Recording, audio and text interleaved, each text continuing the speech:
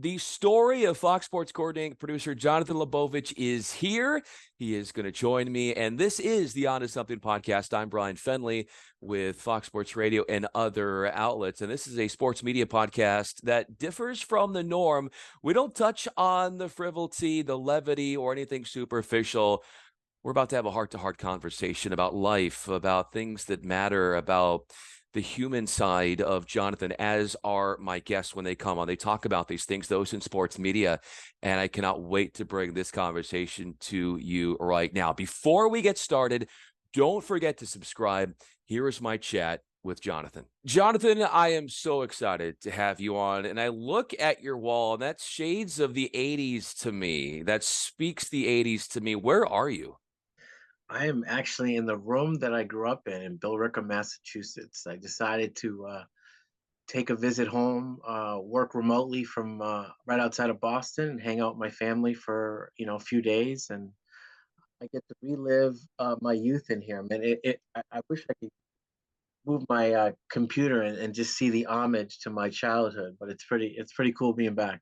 What are we missing that obviously with your computer we can't see, but what was childhood like in this room for you growing up?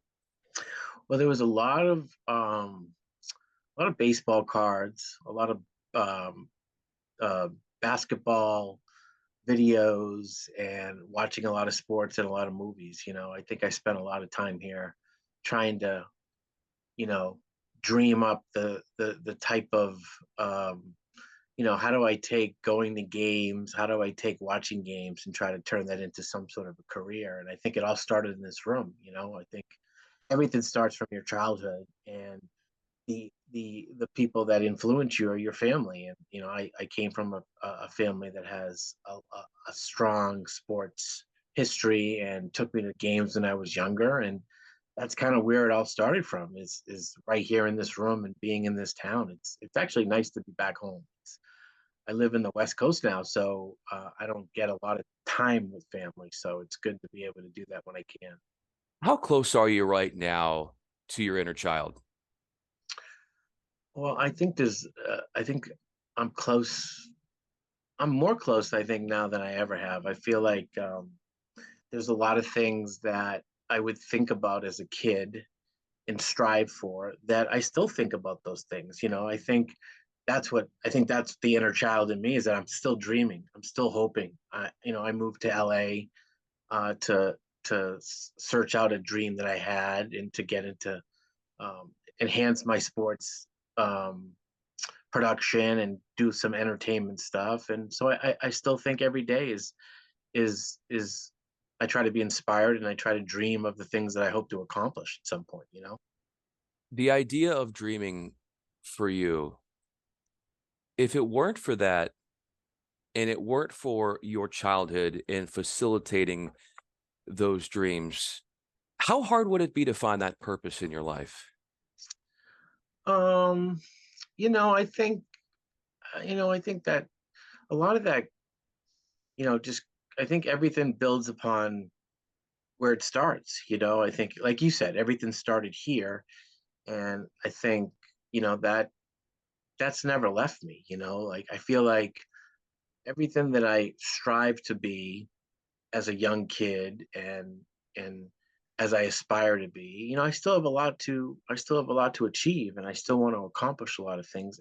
And I think the people that are around me, still my family and friends, my girlfriend, they continue to inspire me, and allow me to continue to chase whatever it is we're all chasing out there. So I feel very, you know, fortunate to have to come from a supportive place, and and to still have it.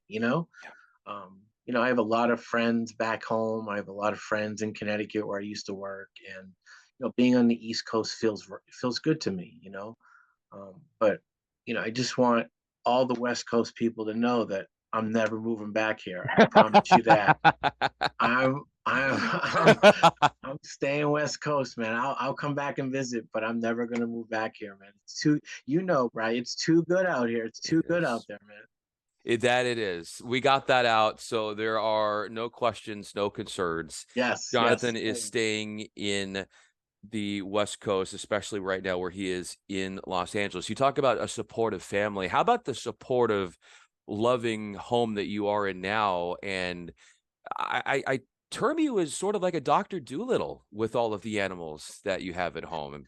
Yeah, right now our house has three dogs, two cats, and two of them are senior dogs. So um, we have and two of them, unfortunately, I should say fortunately and fortunately, both two of the older dogs have gone through some tough times with some cancer, and both of them have persevered. And I think, you know, I never thought I would say this, but like, those dogs and those pets motivate, inspire, and obviously make us happy, So when we both got news over the last 6 months about both our older dogs being cancer free, you know, it it's it symbolizes to me our dedication to them and their dedication to us. And you know, we know that they're not going to live forever, but we now can, instead of worrying about when the end's going to be, what I just decided to do is I'm going to focus on every day with them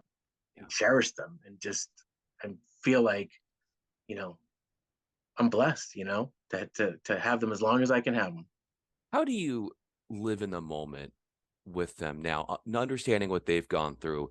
You living in the moment with them. You talked about cherishing these moments, but also outside of your interactions with your family, the idea of you maybe more now than ever before, aspiring to live more in the moment. Yeah, I mean, I think, one of the great things about living in California, in Los Angeles, is, there's um, this beauty that inspires. I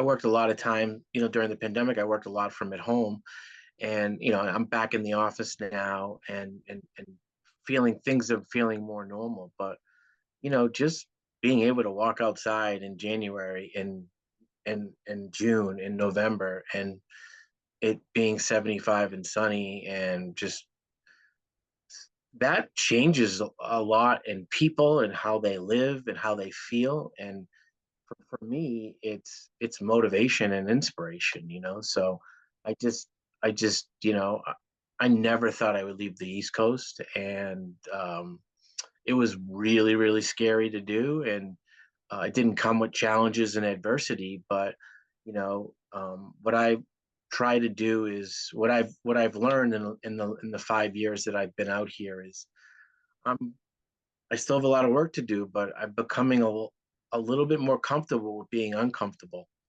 And I think that's an important attribute to have, because not everything's going to go our way. Not everything's going to be peachy keen. And the more that we can find, comfort in being uncomfortable, I think that to me is the winning recipe, you know? How have you come to that realization? Obviously, you hit upon you progressively getting to this, but where were the real sort of wake up calls to take on life more so in this way? Well, I think, when you go through, challenges and changes, whether it's career and personal, you're forced to make a decision. You're forced to say, all right, this sucks. And what are you going to do? You can either fold up, you could fold them, you can hold them, or you can play the hand you're dealt with, and I think that's what I did. I've had some, I think we all have adversity, and we all, Yeah. personally and professionally. And I just told this someone to the other day. Um, I wouldn't change anything leading up to now, because everything that's happened is the reason why I'm able to thrive now. And you know, and I'll just go back to like this room here, like, Yeah. learning about adversity at a young age and seeing some of the things that my mom had to go through, and seeing how she persevered and handled adversity. I think that was a big learning for me, is that when some things didn't go right for me or didn't go my way, I think I'm defined by how I handled that, and how I try to pass that on to the people that I know, professionally and personally. Like this is going to happen to me. It could happen to you, and you just got to kind of roll your sleeves up and just hit it head on. And I think I was prepared the right way. Um, and I know more adversity is going to come my way, and we'll see what happens when we'll see if I'm able to persevere again. From the very beginning, Jonathan, of your career to now, and Jonathan Labovich is with me. He is coordinating producer at Fox Sports. How often would you think of what your mom went through in her words, even if she wasn't in the room with you, Yeah. and just resting on those laurels? And even to this day, from getting out of school and now where you are now, how often do you think about the childhood interactions that you had with her, and how much of an impact they have to you even to this day?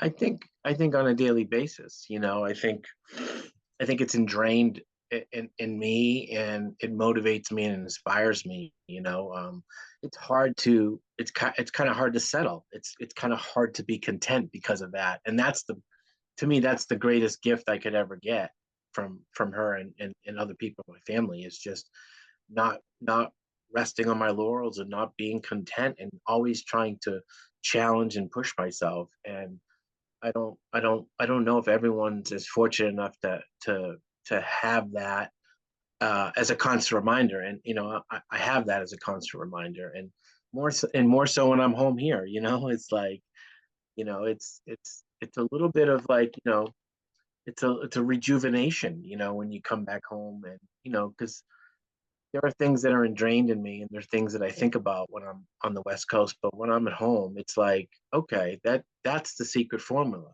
I remember things that I don't remember, and it allows me to refresh myself. And then when I go back to the West Coast and get back at it, I can do it on a deeper and more meaningful level. So in a lot of ways, it sounds like, Jonathan, that looking at your past can be very healing for you in the way in which you're able to find those memories, recreate them in a way, and then use those as inspirational tools to where you are now. Where do you feel like, as great and as enriching as an experience as your childhood was, where do you feel like it's great to have all of those nostalgic memories, but there's one avenue where it's okay that we don't go back there? Like there's a part of your childhood where it's okay. You're glad that you've stepped into the Rubicon of what it is to be an adult, where things and adversities and obstacles happen, where there was a growth and you used that and you moved on. Yeah, I mean, for me, I think, my personal and professional life is similar to a lot of people's life. It's a roller coaster. Yeah. There's ups and there's downs, and you draw on the good of everything, and you draw on the bad of everything. And I think sometimes you can get caught up in examining your successes, but what I try to do is examine the failures Mm. and the adversity of life. And I think the people that know me, I'm my harshest critic, and I'm very hard on myself. And I think because of that, I'm able to find value and meaning in a lot of meaning in the times that are more challenging. So I just listen. I try to learn about. I don't get too high when things go really well, and I don't get too low, although I probably get more low than I do get too high. So, I'm still working on that.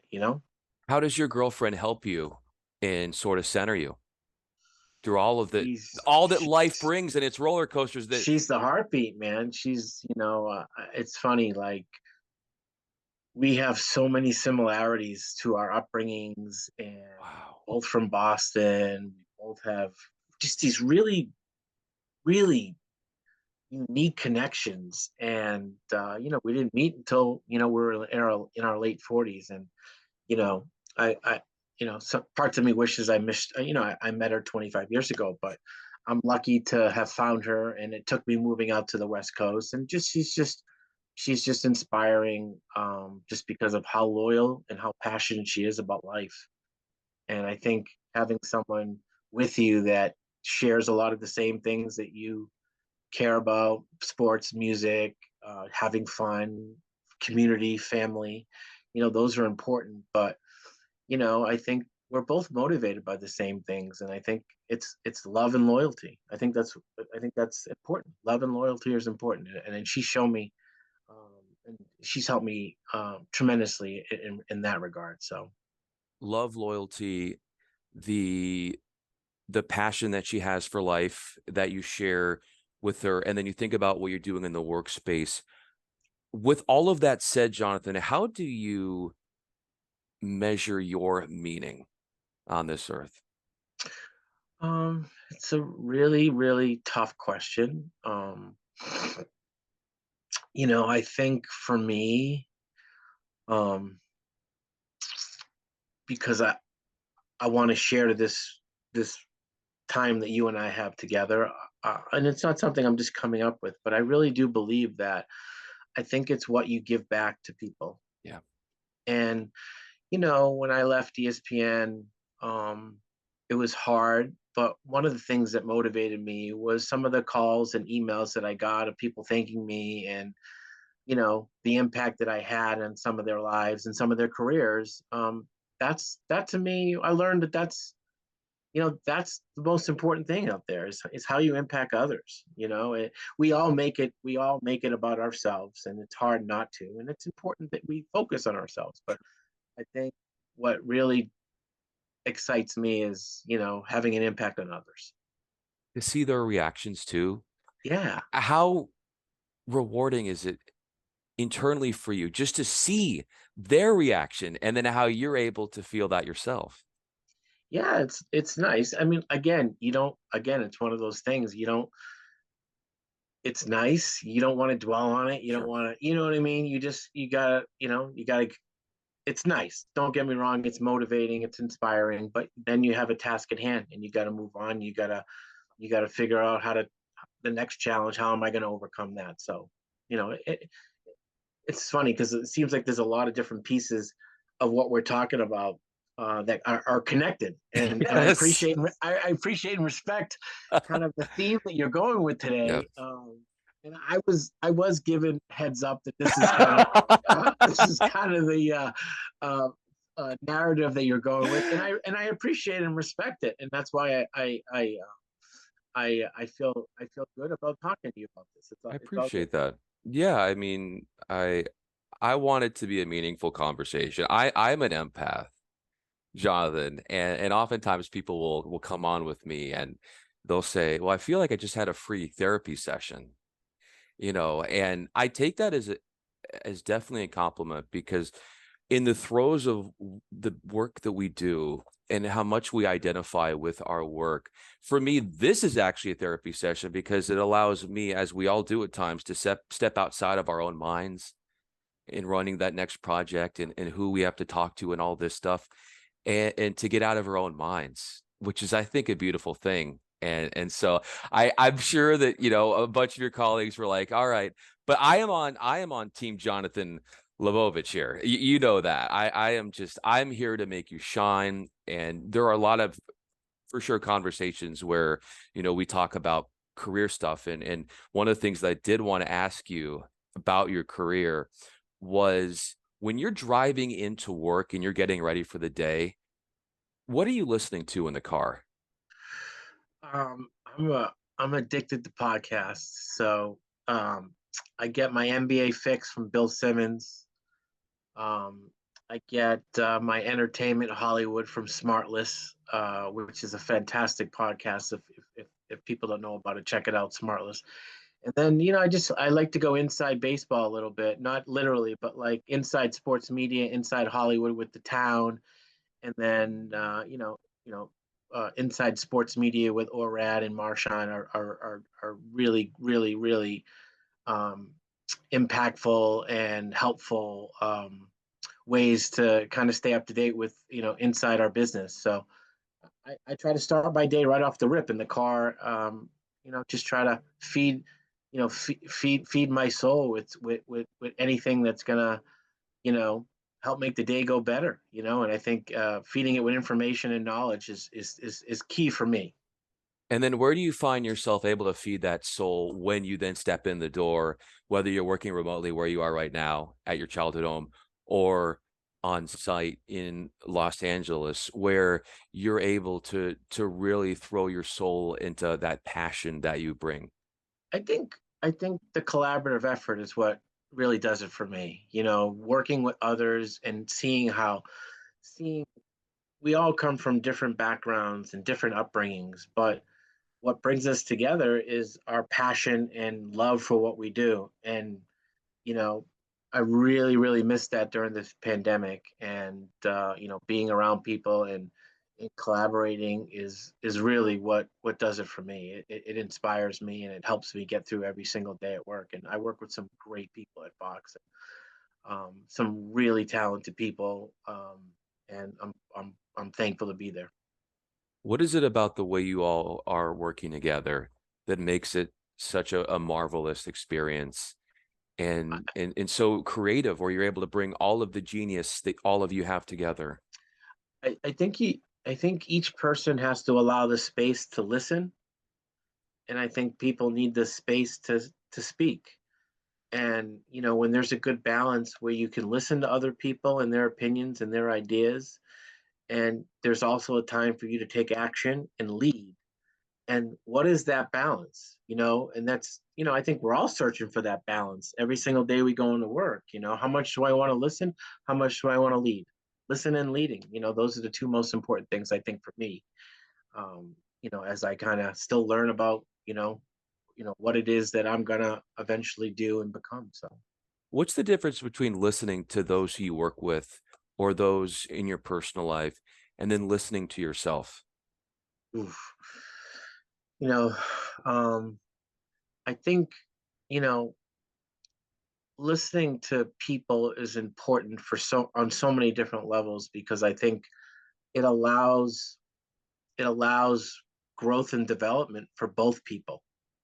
People want to be heard, and people want to, you don't have to act on, unnecessarily, oh, I'm going to do that, but just giving people the space to Yeah. really have a chance to vocalize their thoughts and their views. It's important, and so I try to I try to invoke my thoughts and my views when I can, and I definitely need to, take the lead, when I think it's the right time to do that. But I just feel like, it goes back to what I said about collaboration. Yeah. And the best part of being, in LA, being at Fox, is the collaborative effort, because everyone is super talented, and everyone, you know, is is is all working for the same thing. We're all trying to do the same thing. We're just trying to make the best production we can on a day in and day out. So it's Well, really nothing more. It's nothing more to the recipe than that. There's no secret paprika or any basil in there. It's really simple: salt, pepper, oil. Let's just go. well, what were the ingredients of you and what you were like in college and the fun you had, those experiences? And if I met you then, maybe a little paprika at that point, or what are we talking about Maybe, here? yeah, maybe some bay leaves. Um, yeah, I think for me, I had a unique college experience, because I commuted for the first couple years, so I got the best of both worlds. I kind of got um, the the ability to be uncomfortable in a new college environment, meeting new people, experiencing new things. But then I got to come home to the comfort of my family and my friends. So, that was unique for me. And I also had a car, which none of my college friends had cars. So, I think that was the fun part of being in college, and being able to kind of maneuver within the streets of Boston at times, and going from people's houses and people's apartments. And you know, I think that was a unique part of my college experience, was to be able to kind of function as kind of like, you know a roving tailgate, if you will. We'll just leave it at that. It was a little bit of a roving, a roving tailgate. Well, I was going to ask you, like, how much of you as a college in the fun you had, how much of that side of you do you find that you tap into even now? A little bit of fun, but yeah, like you said, I totally get where you're coming from as a roving tailgate. Jonathan Labovich is with me. I'm Bryan Fenley. I wanted to ask you one more question here, Jonathan, and that is, how do you unwind? Uh, you know, um, it's not doing a podcast, that's for sure. Darn it. This is super fun.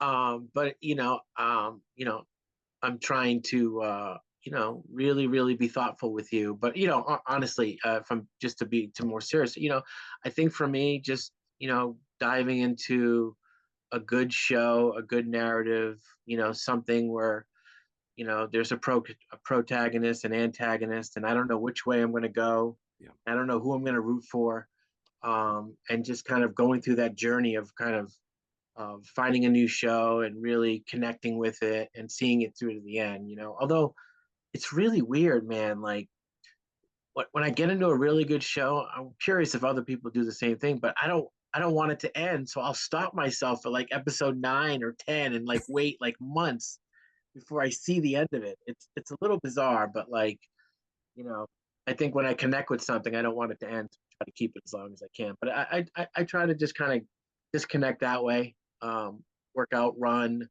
um, and watch a good show. That's kind of what I've been doing lately. Watching a good show, someone to cheer for, someone to root for. Jonathan Labovich is someone we can all cheer for and root for. Coordinating producer at Fox Sports, I'm Bryan Fenley. Jonathan, thank you so much for going down this road with me. I really appreciate it. Bryan, thanks so much. I appreciate it. I really enjoyed talking with you.